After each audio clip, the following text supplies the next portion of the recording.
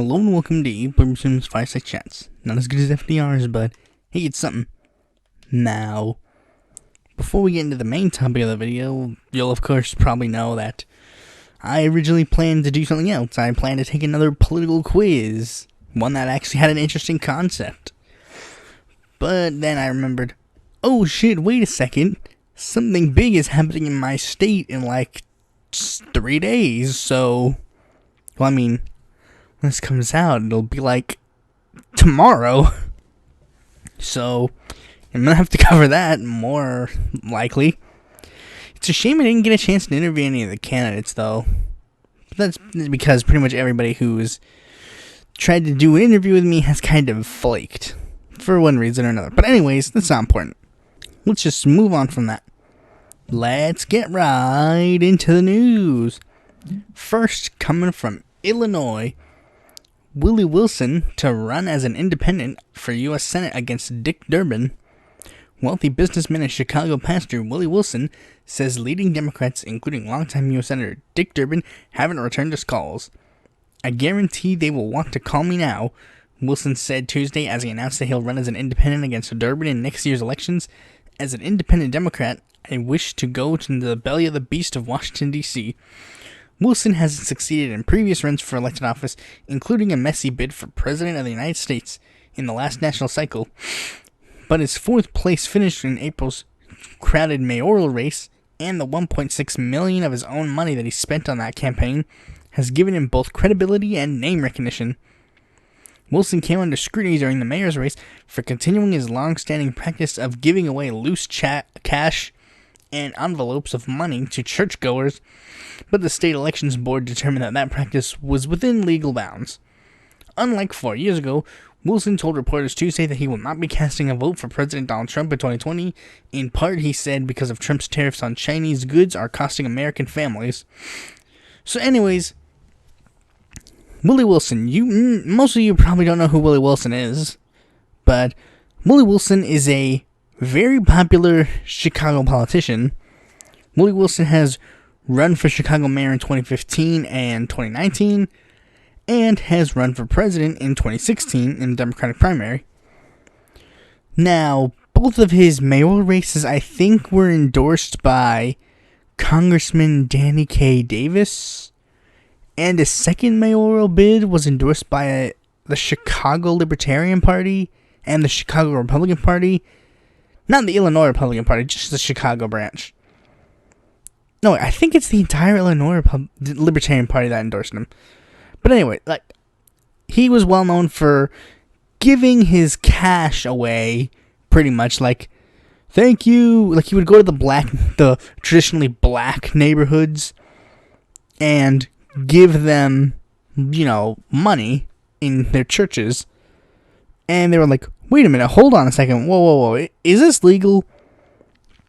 Turns out that it technically fit in the criteria of legality. And, I mean, technically, yeah, if he didn't technically, I mean, okay, it can be morally seen as unethical, but technically he didn't break any laws. And that's also just kind of how our money in politics works. We can technically not break laws, but, it's not that good. So, but Willie Wilson is really popular in Chicago. Both times he ran for mayor, he was incredibly popular, to the point where, in 2015, Barack Obama approached Willie Wilson and told him, "I need you to back my boy Rahm Emanuel," because Willie Wilson giving Rahm Emanuel an endorsement would have pushed him, into having a lot more notoriety. And in 2019, when it came to the runoff between Tony Preckwinkle and Lori Lightfoot, Willie Wilson made it publicly known that the people would decide his endorsement, because his endorsement was highly sought after by both of them. In both of those races, he endorsed the relative underdog. In 2015, he endorsed Chewy Garcia, and in 2019, he endorsed Lori Lightfoot. But, he's well known for being kind of like a outsider, I guess you could say, in Chicago. And even in his 4th place mayoral win in 2019, he really won the most rural African American parts of Chicago, which was relatively important to win because there were a lot of people in those areas. It just so happened that the amount of area that covered didn't necessarily translate to him winning. But anyways, next story is on the national stage. Biden fundraiser draws climate change protesters. Joe Biden defied the activists and attended a fundraiser co-hosted by Andrew Goldman, a founder of a fossil fuel company. Defying criticism from climate activist Joseph R. Biden Jr. on Thursday attended a fundraiser co-hosted by a founder of a liquefied natural gas-related company and defended his decision to do so despite concerns from some environmentalists that he violated his intent on a pledge to forego money from oil and gas executives. This is the latest example of tension between Mr. Biden, the poll leader, and the Democratic and the energized activists who often reflect the mood of the party's more liberal wing. So pretty much Biden, like pretty much everybody in the Democratic primary has tried to make it known they won't take fossil fuel money because the fossil fuel industry is bad and we need to do a good environmentalism. And Biden's literally just like, well, yeah, I will say that, but I will also literally, the day after a climate forum, a day after my eye bleeds, I will actually go to a, fossil fuel industry's dinner fundraiser. It shows the hypocrisy of Biden and is pretty much the thing that is showing that he's faltering. Because many people keep saying, no, Biden has the best chance of winning. Can't you see the poll numbers? It's amazing that people still trust the polls, considering you can literally just look out the freaking window and notice, oh, wait, literally every single one of these candidates has at least somewhat more momentum than Joe Biden. Look at the Yang Gang. They're very active on Twitter. The Bernie Bro Army is still going strong. Tulsi has very active supporters too. Warren, hell, even Kamala has more active supporters than that.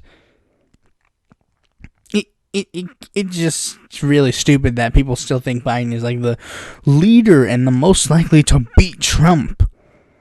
But anyway, speaking of losers, from Colorado, Mike Johnson ends his U.S. Senate campaign against Cory Gardner. Democratic fundraising leader bows out after John Hickenlooper gets in. U.S. Senate candidate Mike Johnson said Tuesday that he is suspending his campaign. Johnson, a 44-year-old former state senator, led the crowded Democratic field this year fundraising and was a top-tier candidate in the polls. But former Governor John Hickenlooper's decision to run left him with a questionable path to victory the next year's Democratic Senate primary. I think we had a very strong path to win the race before the governor got in, and I think it was to give a positive vision of what we wanted to accomplish for the state and the country. I think his entrance has required this to be a very different kind of race, and required a negative race that's not one that matches my values and how I would want to lead.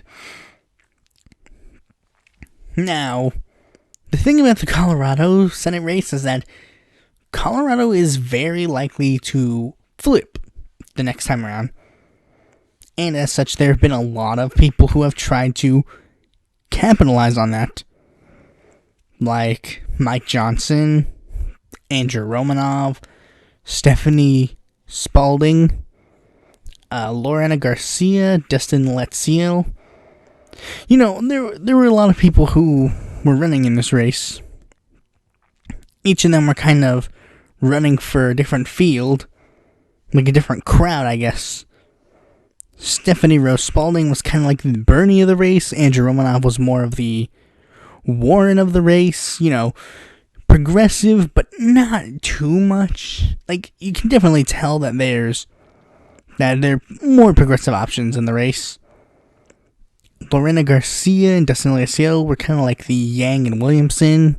They were entering the race to give a progressive voice, but they weren't necessarily the most experienced. There's also, like Mike Johnson was kind of the big moderate of the race. The closest we had to a front runner in this race was Romanov. But, now that Hickenlooper's in the race, he's pretty much guaranteed to win. So, yeah, a lot of these candidates are really considering their options now. They're like, either we drop out and be shamed, or we can try and run into the belly of the beast and hopefully not get eaten by the Hickenlooper. Like, I mean, like, this is the only scenario where Hickenlooper would have actually had a chance in anything. It's a good thing he dropped his presidential bid to go to the Senate, because this is one that he could actually pull off. Not saying that I like John Hickenlooper at all, but what I'm saying is he's the most likely to win this Senate seat, I guess. Combined with the fact that this Senate seat was already going to flip, and the fact that he's now the front runner, it's very likely we're going to be seeing a Senator John Hickenlooper sometime in the future. Anyways, staying in Colorado, efforts to recall Governor Jared Polis fails to get enough signatures. Governor Jared Polis is no longer facing a recall. The Dismiss Polis campaign said Friday that it had only collected about 30,000 signatures, which is half of the 631,266 signatures needed to get the recall on the ballot. Okay, so pretty much here's what happened. A bunch of conservatives got butthurt at certain decisions that Governor Jared Polis has done, and essentially they're like, we need to recall him. And literally nobody cared. Literally nobody in Colorado disapproved of what Jared Polis was saying. Only the super far-right conservatives were the ones who were complaining. Everyone else was perfectly content with what Jared Polis was doing. And as you can see, they're approving of Polis and are going to move forward with Polis in the future. It's kind of funny, like, if this happened to a Republican governor, they'd be like, the Democrats are just bluff. They're just going to make this a big deal out of nothing. But they're like, no, these are principled conservatives who are looking out for the sanctity of their state and blah, blah, blah. But anyways, speaking of conservatives, Joe Manchin skips run for governor. The decision is likely to be a relief to Senate Democrats who would ultimately struggle to hold on to the West Virginia seat. Joe Manchin will not run for governor of West Virginia in 2020, the Democratic senator announced Tuesday. The decision is likely to be a relief from... Oh yeah, we already said that. Okay, it keeps one of the few remaining centrists in the Senate, as they say. The move comes after months of Manchin flirting with the gubernatorial bid against Republican Governor Jim Justice and campaigning about Washington gridlock. When considering whether to run for governor, I couldn't focus on which job I enjoyed the most, but on where I could be the most effective for the Mountain State. So yeah, it's interesting, like, this development, I guess you could say. Many people were really expecting Joe Manchin to run for governor. I don't entirely see why. I think it was mostly the people who were really mad at Joe Manchin who wanted him to run for governor, I guess. But I mean, I guess the ones who were really mad at him wouldn't have wanted him to run for anything. They would have probably just wanted him to retire. But I mean, it's weird to an extent. It's very interesting, I guess you could say. One thing that could have been a positive coming out of it would have been the possibility of a special Senate election where Richard Ojeda could have easily taken it. Then we could have had a possible future where Paula Jean Swearingen and Richard Ojeda are senators, because I really like both of them, and I think they would both make great senators, as opposed to the current senators that West Virginia has, i.e. Joe Manchin and, who's the other one? I don't know. But anyways, now we're gonna go across the pond, I guess you could say, and talk a little bit about the developments of Brexit. You see, Brexit has kind of had an interesting couple of days. For starters, the thing is, like, when Brexit was happening, there was a plan for a no-deal Brexit proposed by current Prime Minister Boris Johnson, and the plan was voted down by a group of Conservative Party members. And when they voted no, Boris Johnson expelled them from the parties. So yeah, he's at least showing he means business. And the opposition parties are rallying behind rejecting the Prime Minister's plan for a next election. The UK opposition parties have agreed not to back Boris Johnson's demand for a general election before the EU summit in mid-October. Labour, Labour Dems, SNP, Plaid Cymru say they will vote against the government or abstain in Monday's vote on whether they will hold a snap poll. But the PM says the parties are making an extraordinary political mistake. Meanwhile, a bill designed to prevent a no-deal Brexit has been approved by the House of Lords and will pass into law. It will force the Prime Minister to ask the EU for the Brexit deadline to be extended beyond 31st of October, and if no deal is agreed upon by the UK and Brussels by the 19th of October... Oh, okay, so if they don't agree by October 19th, they'll have to extend Brexit again. Mr. Johnson wants an election to take place on the 15th of October, so that I guess he basically wants more people who want Brexit, pretty much. He pretty much wants more people who want Brexit to be elected. Now, the thing is, here's the thing that many people don't understand 100%. Brexit can hypothetically work, but you'd have to negotiate the right deal. Like, if Brexit is going to happen, let's say I was a minister in the European Parliament, or the British Parliament, I guess. I'd be like, if Brexit's going to happen, we got to make the best Brexit deal. We can't have no deal, obviously. Although there's a lot of people who say that a no deal Brexit would be good. I don't think a no deal Brexit would be good, but I think a Brexit with a good enough deal with the European Union would be the most beneficial. And there's also been some calls for a second referendum, which is interesting to say the least. Many people have the thing is, like, you can just say, oh, I'll just look at my favorite British politician. What do they think of Brexit? But the thing is, my two favorite British politicians, they're on opposite ends of the Brexit issue. Jeremy Corbyn and George Galloway. They're both on opposing sides of Brexit, so it would inevitably be weird to have... like, it's just weird because... Like, I mean, my two favorite politicians are on completely separate sides of this issue. And the thing is, they both bring up good points on why they should stay and why they should go. But, I mean, inevitably, I think it's better to have a better deal. And I don't entirely disagree with the idea of a second referendum. I get the George Galloway criticism of it saying, you're pretty much telling the people, vote again and get the right. But I mean, a lot of people, they actually do say that they would have changed their mind, and if they had done proper research onto the Brexit matter, they would have actually voted differently. So I think it's better to have a longer period of time where you'd have to research the stuff and actually do your research. Like let's say there was a ballot initiative in North Carolina or the entire United States. No, wait, let's say you have a state and your state votes in a referendum to secede from the United States. Wouldn't you at least want to read the plan to figure out what your plan of secession is before you cast your vote?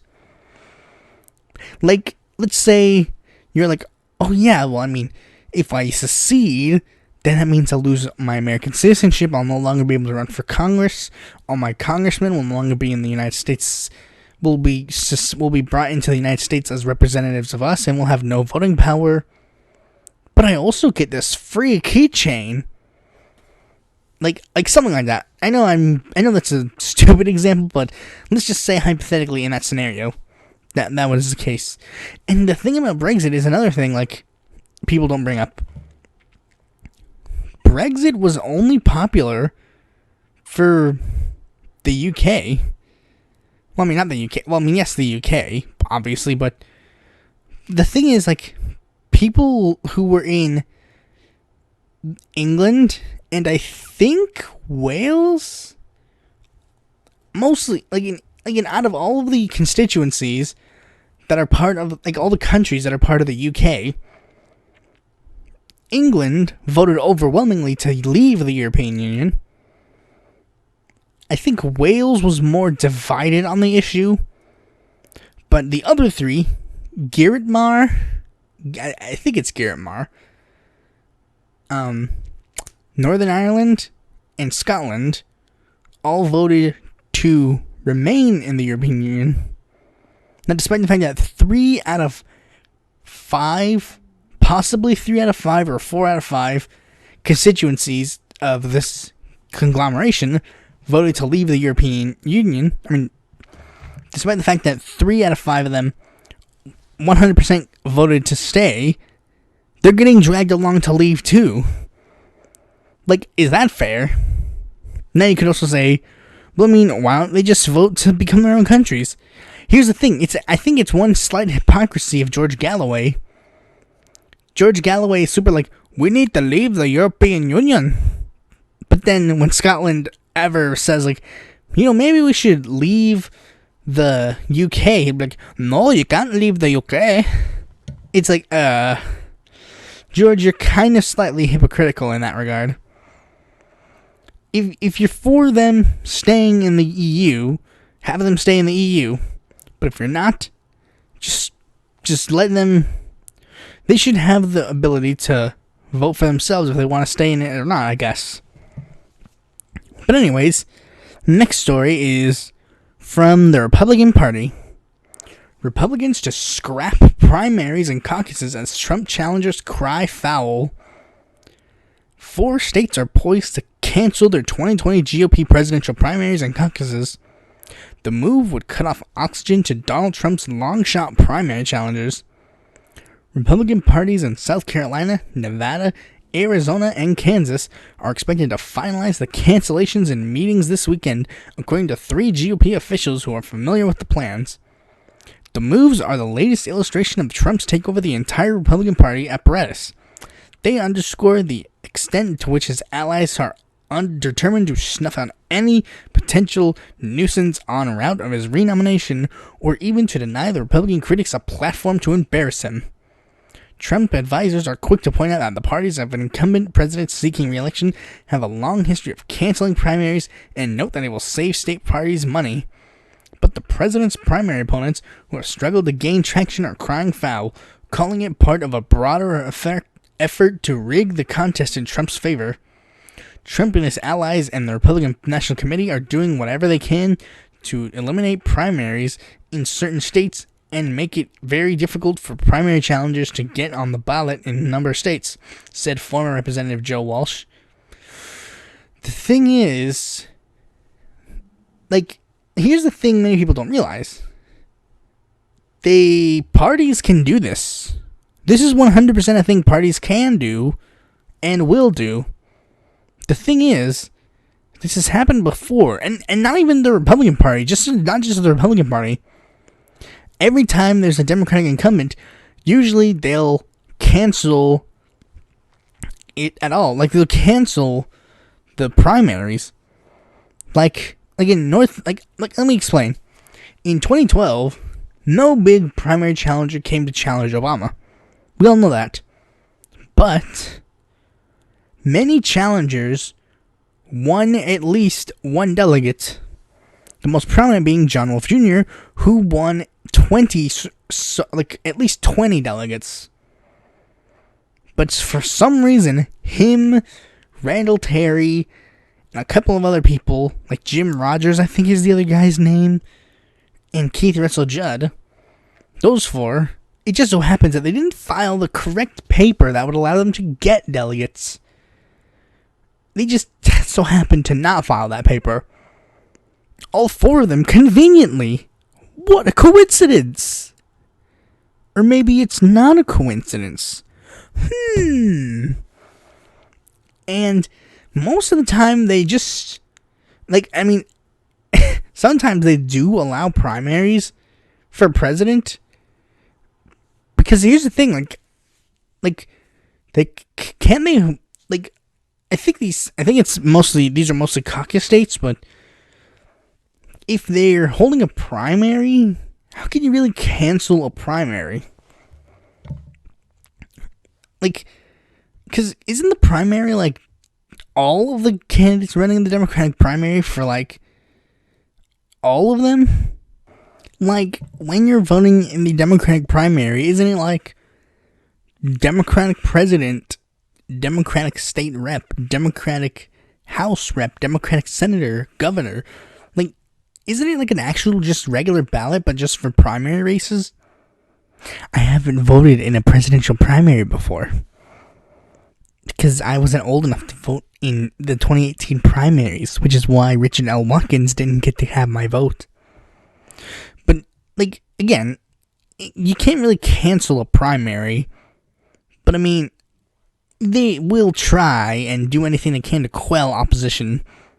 But anyways, now, speaking of not of quelling any opposition, Ohio is set to remove more than 200,000 people from its voter rolls. Ohio is set to cancel hundreds of thousands of voter registrations on Friday, even though the list of voters it's using was found to have mistakes.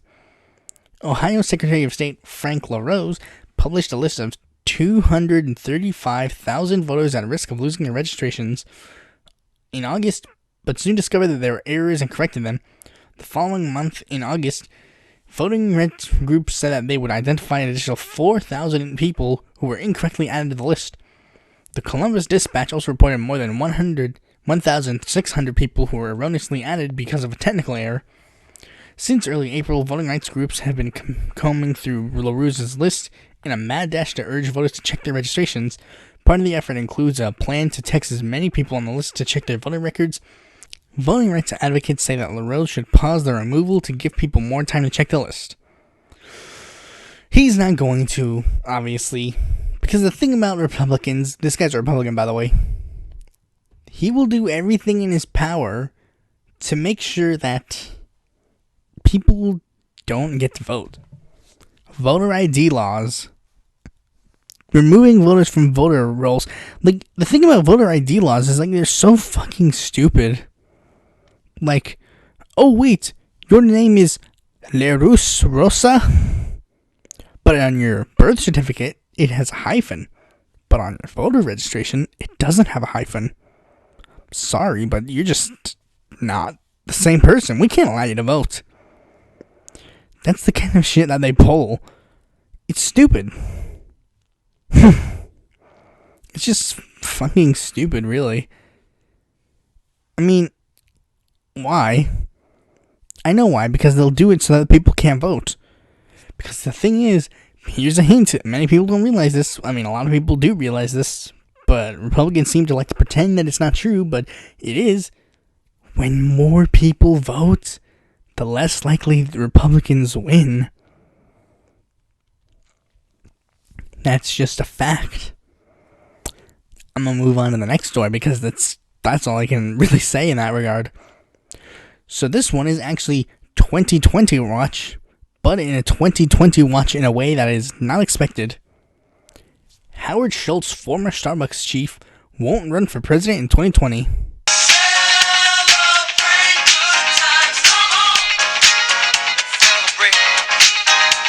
Howard Schultz. I have no clue why anybody has taken you seriously as a political contender at all, but good riddance. I have nothing else to say because I do not want to give Howard Schultz any more airtime. He's just like Michael Avenatti. I do not want to give him more airtime. He's not a serious candidate. Shut up and get out of my face. Now, moving on to a person who's actually running for president, Eric Bodenstab. Bodenstab is running for the Unity Party of America, which is, of course, as you can tell by the title, a centrist political party. He has his own, centrist platform, balance the budget, reduce the size of the federal government, eliminate several non-productive federal departments. He does favor non-interventionism. Second Amendment protects the First Amendment. Extend the presidency to 1 6-year term with no re-election. That last one is actually interesting because it's that's the way Mexico rolls their platform and how they rule their president. It's a bit of an interesting development, I guess you could say. Let me see. He's just your average guy, I guess you could say. He's not like a rich billionaire trying to run a centrist campaign for president. He's just an average Joe Schmo who wants to run. So yeah. Now, moving on to the main subject of this video. The 2 special elections in North Carolina. Now, both of these elections arose from 2 very different reasons. The first, I think the one that is the most talked about, is the District 9 special election. Let me explain what happened.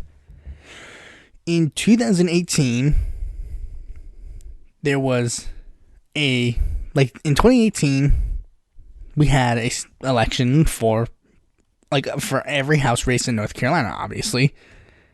And the 2 people who were running were Mark Harris of the Republican Party and Dan McCready of the Democratic Party. We also had Jeff Scott, who was a Libertarian, but he doesn't matter. But anyways, they were running, and this was one of the couple of seats that many people were looking at North Carolina and raising their eyebrow at. The other race that many people were raising their eyebrow with in North Carolina was the one with Linda Coleman, but that's not important. This was one of the seats that many people saw as a potential flipper. The thing is, this race was really too close to count when the election rolled around. The percentage that ended up coming out of this election was 49.25% for Harris and 48.93% for McCready. The thing is, people were looking at the race, they were raising their eyebrows due to the closeness of the race and the apparent use of absentee ballots. See, the thing is, there were a lot of absentee ballots that were submitted for Harris, but the thing is, it turns out that these absentee ballots were bought by Harris to use in this race. Like, he bought these ones. He bought them. He bought your votes, pretty much. And that, of course, led to a lot of issues.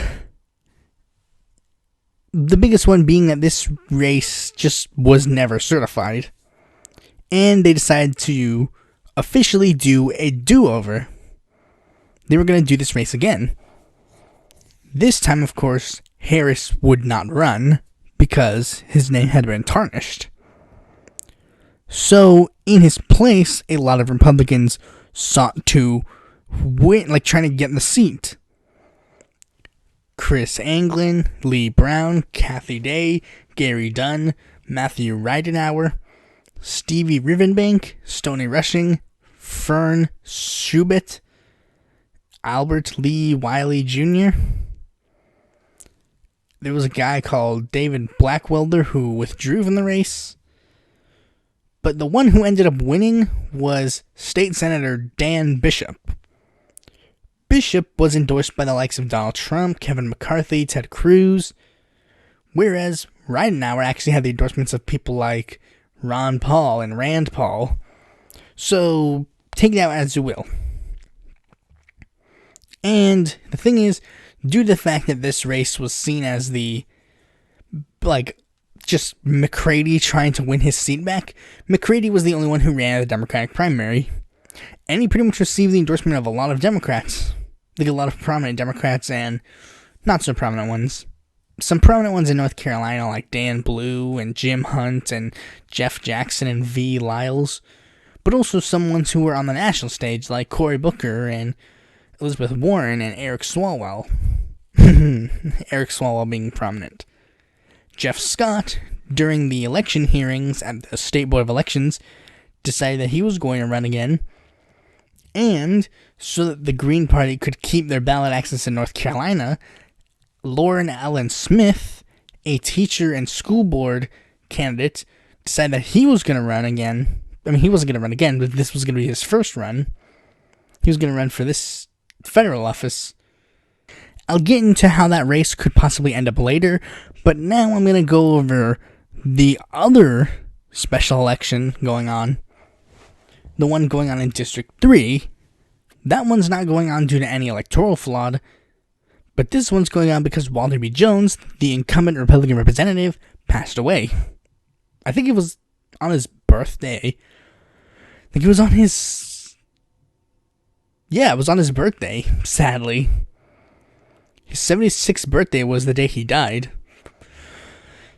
He was sick and dying during his last couple of months in Congress, but yeah, he's dead, pretty much. I mean, that's one way to put it.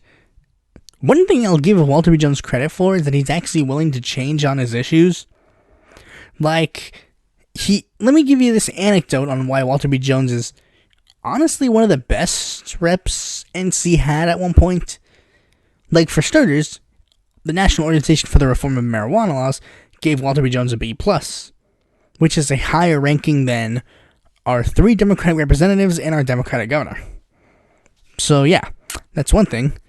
2, he was a strict non-interventionist.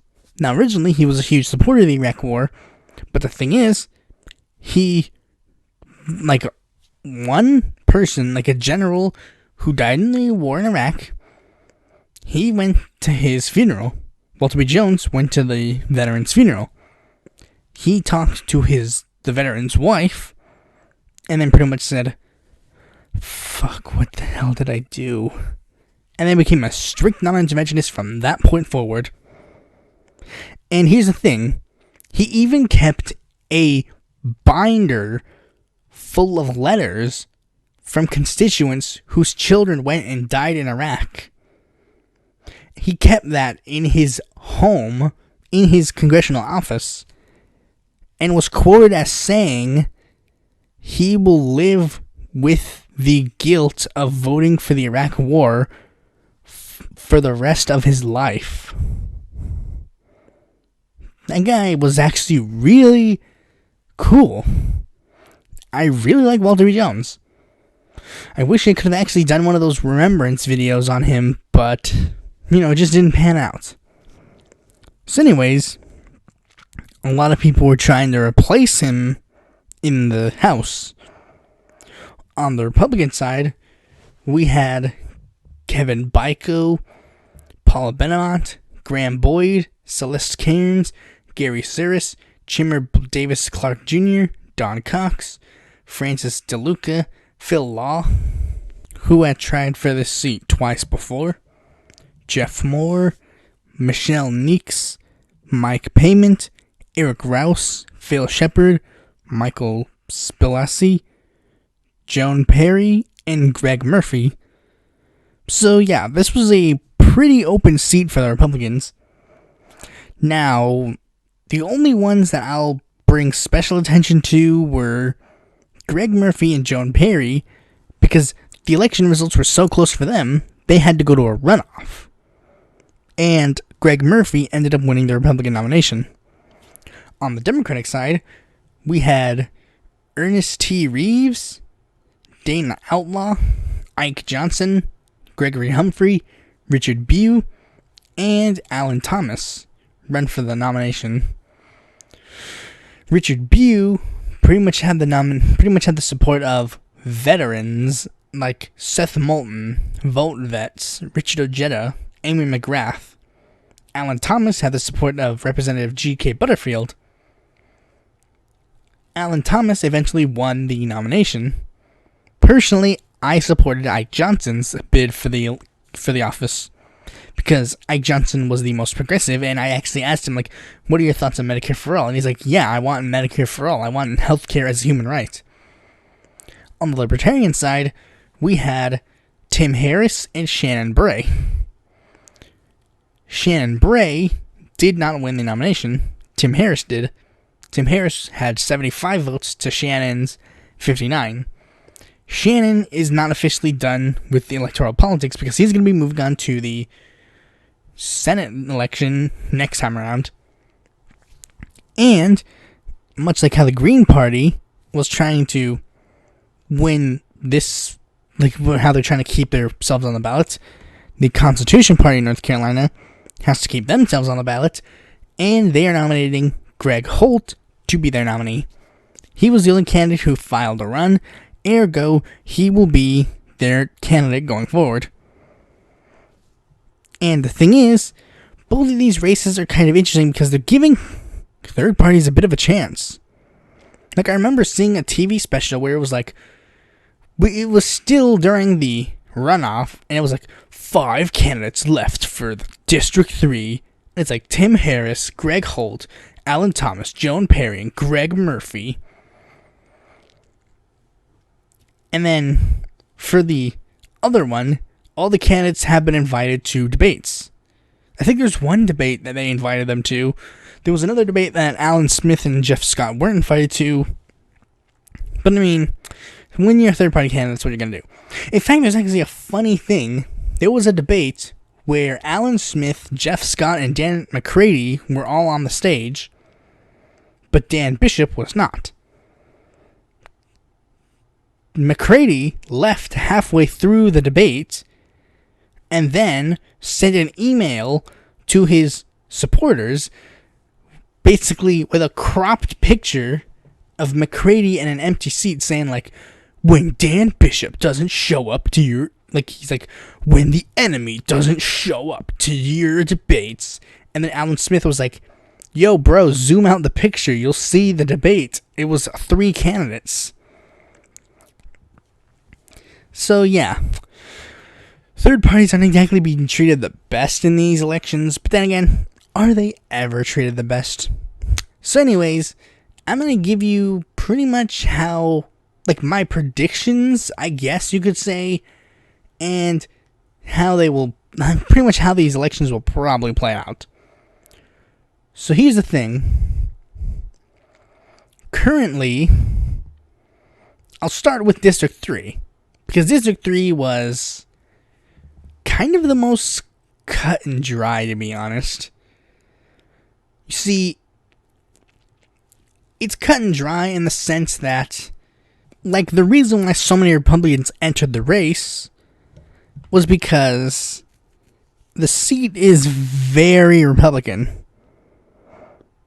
Like, there's only been one poll, I think, done for this election, but that poll currently has Murphy in the lead.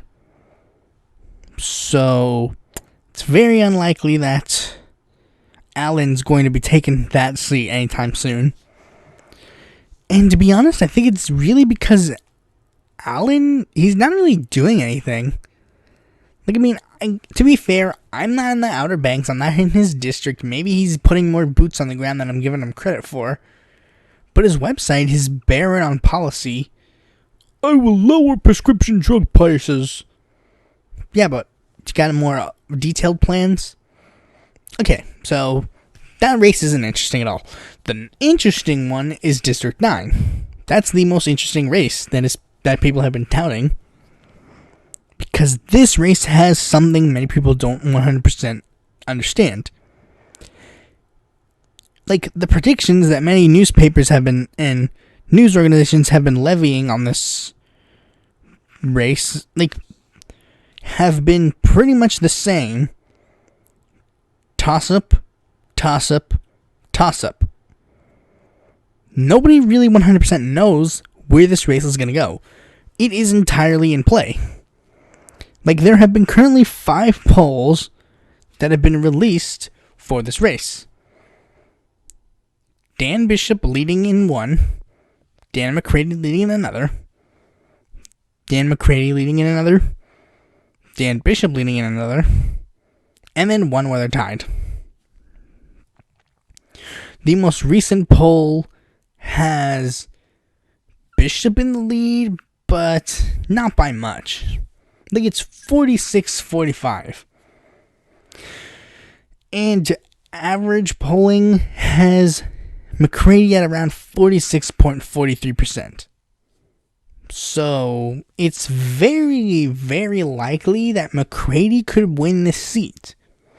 And I think that's why a lot of Democrats have been trying to push this race as a forefront, in a sense. Because this race could be something. This race could yield them another seat. Now, does this mean this is a good thing?